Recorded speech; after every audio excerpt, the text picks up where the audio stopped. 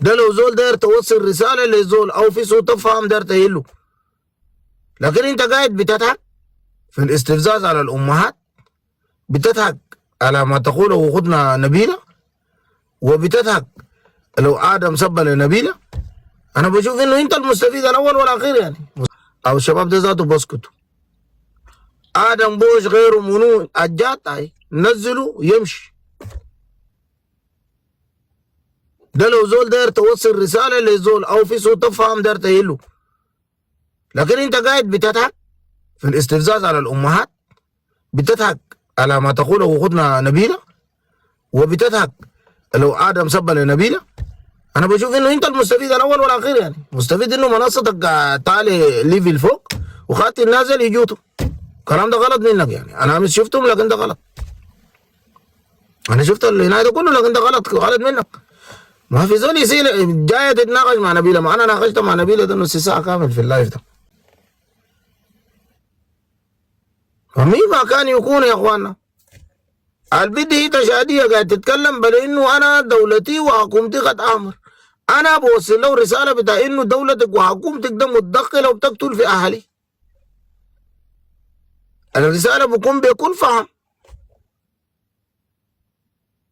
بعدين الأمس الناس كلكم قاعدين تجوتوا مع البيت ده، ما هو دي شيء ده أمس والأمس قاعد يدافع لكم عند يعني اليو بي اف، وقاعد يدافع لكم كم كعبة ذاتهم ما نبيلة دي بس، ما أخذكم دي بس. ما برضه اتقوا الله يعني. السلوكيات واسلوب الامس قاعدين قاعدين صور وبالليل كله تسبوا لها ده ما بنت لا اول ارجل منكم متلبدين انتوا جنجويد متل الدين هنا، ومسكينه ده قاعد تقاتل عشانكم كان في منصات. امس انتوا خلاص عضلاتكم ده ما قدرتوا تفرضوا الا ولا قدرتوا تفرضوا زي ما الناس حنام بكوروا كده. نبيله ما زمان ده قاعد تقاتل من اجلكم انتوا. ومنو فيكم قاتل دافع عن الزغاوه في المنصه ده اكثر من نبيله ذاته؟ ما في. فعيب منكم انه انتوا تقعدوا تتناقشوا ما في قطع. لا اتناقشوا. انا قضيتنا ده قضيه بتاع الناس بيموتوا. لا نعرف فيه نبيله لا نعرف فيه خديجه، الكلام ده حقيقه ما نجامل فيه نبيله، لكنه دقوا بلوك اللي يمشي نمتين، لكن ما نسبوه في امه واهله وخالته وحبوبته. لا ما هي وقفت امس ده عاملين فيديو بتاعه انتوا ترند قاعدين تقرقبوا. قبل سنه عاملين كانت تشاديه لكن كانت عند حبوبتها بس زغاويه بعشان محبوبته ده كان بدافع في منصه ده للزغاوه.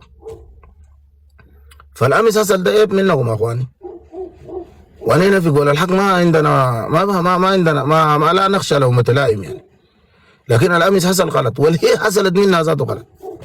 اذا تكون تستفزوا امهات الناس ده غلط، لكن كان كان كويس انتم مختلفين في السياسات بتاعت التشد، ما مختلفين في ده كلام فارغ. وخدنا نبيله رسالتنا الاخيره لك، خليكي بالله عليك في حدود دولتك التشاد. سياسات الان بنتكلم فقط عن سياسات تدخل تشاد في الشان السوداني، عشان ما تسمعي كلام كعب ولا ناس ديل اهلهم ميتين. تعرف ناس اهلهم ميتين يعني ناس اهلهم في السودان خليه في شات في مبروك امس دقون بمسيره 20 نفر ماتوا، فما بيستحملوا منك اي كلام عاطفي. فهنا انت جاي تدافع لمحمد كاكا ده شفت لايفك كبير خطي كاكا وشغل اغانيك، لكن ما تجي في لايفاتهم وتستفزهم. جلابوا عملوا لكم انتوا عملتوا لهم كلام ده بيقبلوا منك، كذلك انت خليك خاطر الكلام ده في راسك، ما تجي تستفز الناس.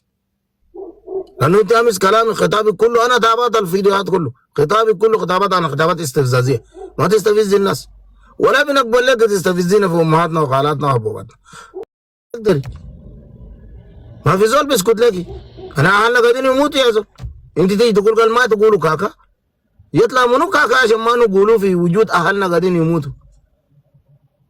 يطلع منو كاكا قاعد يتامر ده يكمل مجتمعنا القبلي؟ ولا شايفين ذاته كاكا ده هنا، ولا عندنا زمن نتكلم عنه. هو كم ما دنيا انتهى زي كاكا ما نتناوله في منصه، والله دنيا انتهى. لو ما خباسته ده ولا ما نتناوله، ولا بنفتخر انه في يوم من الايام هو رئيس ذاته، وذاته ما مصدق نفسه رئيس الان.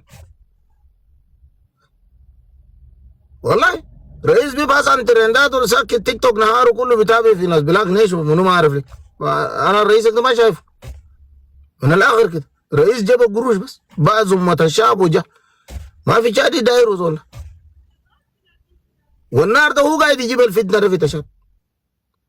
من بدأ يفرق القبائل وبدأ يحسر على القبائل وبدأ يفرض هيبة قبائل بأبناء قبائل تانية يغني قبائل، فهو داير يجيب الفتنة في تشات.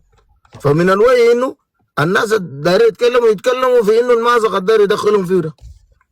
اما نحن كسودانيين ننادي بوقف للحدود كامل، والا ما في حدود بقفلوه في دار زغاوه ويفرض التحكم بتاعه في دار زغاوه وباقي المناطق ماشيين ينقلوا بنزين وينقلوا مسيرات. كلام ما بينفع.